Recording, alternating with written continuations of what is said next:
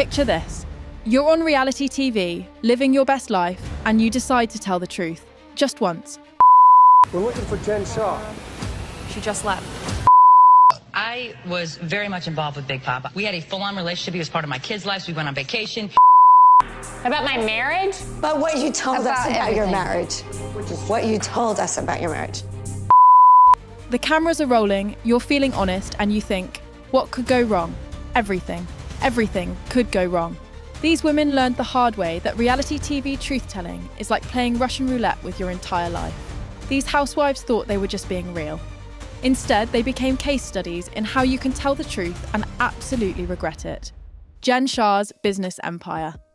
For 2 seasons, Jen Shah played the mysterious businesswoman card harder than a poker player with rent due. What I've done for the last 20 years is direct response marketing. I make millions. You gotta do what you gotta do for money. I'm like the Wizard of Oz. I run multiple companies, she'd say. I have many revenue streams. The only thing missing, what those companies actually did. While Jen was throwing $50,000 parties and flying her assistants around in helicopters, viewers were doing math that wasn't adding up. Her husband's a football coach. She's from Utah. Where exactly is private jet money coming from? Turns out, elderly people's retirement accounts. Jen was running a telemarketing scheme targeting seniors, and she documented her entire lifestyle on Bravo. March 30th, 2021, Jen gets arrested while filming season 2.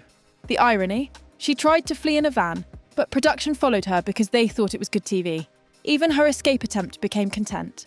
6.5 years in federal prison, all because she couldn't resist bragging about money that wasn't legally hers. Teresa's table flipped to prison pipeline. Teresa Giudice flipped tables, threw accusations, and apparently forgot to flip through her tax returns. The woman who gave us the most iconic Housewives moment also gave us the most preventable prison sentence. Picture this. You're filing for bankruptcy, claiming you're broke. Then you're simultaneously filming a show called Real Housewives, where you live in a mansion and drive a Maserati. Make it make sense. Teresa listed herself as unemployed on bankruptcy papers, while literally being employed by Bravo. She forgot to mention her housewives' income, her cookbook deals, and, oh yeah, that Maserati she was driving to film confessionals about being financially struggling. The government watched her seasons like homework. Every confessional about money became evidence. Every scene in her house became proof she lied about assets. 11 months in federal prison because she thought reality TV wasn't reality to the IRS. Spoiler alert, it is. Kim Zolciak's Big Poppa moment. Kim Zolciak spent season 1 bragging about her mysterious married boyfriend, Big Poppa. It was not his escort. I didn't see him 1 hour a week. Like, we had a full-on relationship. How long were you together? 4.5 years. But let me just tell you this. When you are dating a married man, you are the mistress. That is the title. Who paid for everything. Her townhouse, her cars, her wigs, probably her auto-tune. She thought she was being discreet. Nene Leakes wasn't having it. At the reunion, Nene straight up called Kim out for being with a married man, choosing designer bags over morals. Kim's poker face, non-existent, turns out being the mistress on national TV has consequences.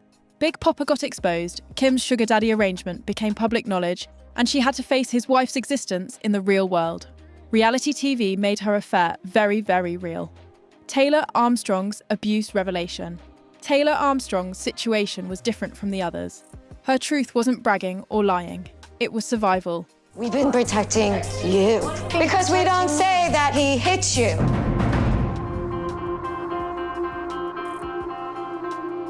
Because we don't say that he broke your jaw or that he Threw you in the beat ball, you up or he- and he hit you. We don't say that, but now we said it. Okay? We're supposed to walk around going, yeah, Hi, we Russell. can't wait to see We Russell. can't wait to see But we him. don't know if it's true And then you because just see you some- come over and you don't have any signs of physical abuse on your body. But confiding in her castmates about Russell's abuse became a storyline that put her in more danger. Camille Grammer decided a dinner party was the perfect time to discuss Taylor's private confessions about domestic violence. Because nothing says supportive friend like making someone's trauma into entertainment. Taylor had confided in the women off camera about Russell's abuse, but when it became on-camera discussion, she couldn't control the narrative anymore. Her private pain became public storyline. The show aired the abuse allegations, Russell threatened lawsuits, and Taylor was trapped between protecting herself and dealing with a very angry, very dangerous husband who was now humiliated on national TV. Russell passed away in August 2011, taking his own life, just months after the episodes aired. Taylor's truth-telling on camera had consequences she never could have predicted, and trauma that went far beyond reality TV drama. Kyle outs Kim's addiction. Family therapy shouldn't happen at dinner parties, but Kyle Richards didn't get that memo. She decided to stage an intervention for her sister Kim's drinking problem in front of millions of viewers and called it Being Real, the season 1 finale that launched 1,000 memes. Stop it. You are a liar and sick and an alcoholic. Stop it. Stop. Okay? You are an alcoholic. Yes, that's right. God. That's right. I've said it now and everybody knows. So get the hell out of quiet. Drink. Kyle, frustrated with her sister's behaviour, basically announced to America that Kim was an alcoholic. Kim fired back by accusing Kyle of stealing her house. After everything that I have done for you, everything I've done for you, I'm always there for you. Everything you've done for me? Yeah, everything I've done for you. You stole my goddamn house! Sister bonding at its finest. Kyle became the least favourite Richards sister overnight. Viewers weren't here for the public family intervention format. Kim spent years denying she had a problem, while clearly having a problem on camera. The thing about outing someone's addiction on national TV, it doesn't actually help them get sober. It just makes family dinners really awkward and gives tabloids content for years. Kyle thought she was helping. Instead, she created a storyline that followed both sisters for over a decade. Some truths are better told in therapy, not in confessionals. Phaedra's lies about Candy, Phaedra Parks thought she could spread lies about Candy Burruss and hide behind Portia Williams. She was wrong on every level. For an entire season, Portia was out here talking about Candy having a dungeon and planning to assault people. Viewers were confused, Candy was furious, and Andy Cohen was taking notes for the reunion. The season 9 reunion became a detective story. Who told Portia these lies? Portia kept saying, "a little birdie," until Andy literally interrogated her on live TV until she cracked. I was served a cease and desist by Candy, and I no longer can speak on the subject. So what I want to do is have Phaedra speak, because she's the one who told me that Candy said that. You said that? That I wanted to drug her. So now we know. It was Phaedra. 2 words that ended a housewife's career. The look on Phaedra's face when she got caught, priceless. The lawsuit Candy could have filed, not so priceless. Fired immediately. No farewell confessional, no peach passing ceremony. Just gone. Because accusing someone of planning sexual assault on national TV turns out to have consequences. Who knew? Brooks' fake cancer storyline. Brooks Ayers looked at cancer, one of the most serious diseases known to humanity, and thought, I can fake this for a storyline. The audacity was astronomical. For an entire season, Brooks milked sympathy while Vicky defended him against the other women, who were asking basic questions like, where do you get treatment? And can we see any medical records? Shannon Beador and Megan King became amateur detectives, and they were better at it than most professionals. They asked for proof, demanded documentation, and basically did journalism while the cameras rolled. City of Hope Hospital said, we don't know this man. The medical records, forged, the treatment, never happened. The sympathy? Completely undeserved. Vicky claimed she was fooled, but viewers weren't buying it. You don't date someone through fake chemotherapy without asking questions. The second-hand embarrassment was strong enough to cure actual diseases. Brooks confessed to everything after getting caught, but the damage was done. He'd made a mockery of real cancer patients, and Vicky's reputation never recovered. Erika's wealth confessions.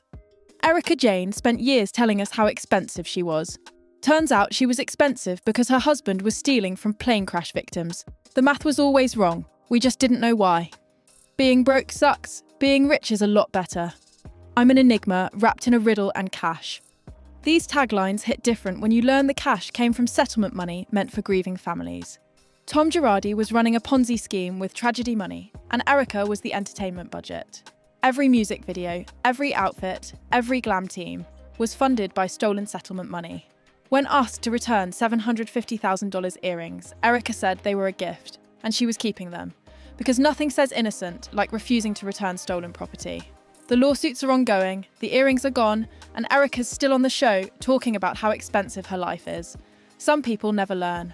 Karen Huger's DUI bodycam. Karen Huger crashed her Maserati and asked police, "Do you know who I am?" Followed by, "I'm lit."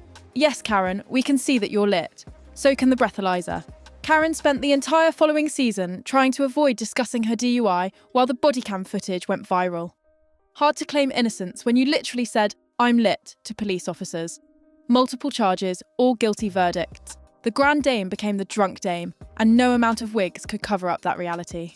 LeeAnne's racist rant. Leanne Locken from Dallas thought she could drop racist comments about her Mexican classmate Carrie and somehow spin it as a personality conflict. But the little chirpy Mexican has to have her way, and so she drug everyone there. Yeah. She was wrong on every level. During a heated argument, Leanne called Carrie a little chirpy Mexican and thought the cameras wouldn't catch the racist undertones. Spoiler alert, they did, and so did everyone watching. The other housewives were horrified, viewers were outraged, and Leanne tried to backtrack faster than someone deleting tweets after going viral for the wrong reasons. Leanne's apology tour was painful to watch. She claimed it wasn't racist, then said she didn't mean it that way, then blamed editing. Girl went through every excuse in the racism denial playbook. The result? Leanne was essentially forced off the show.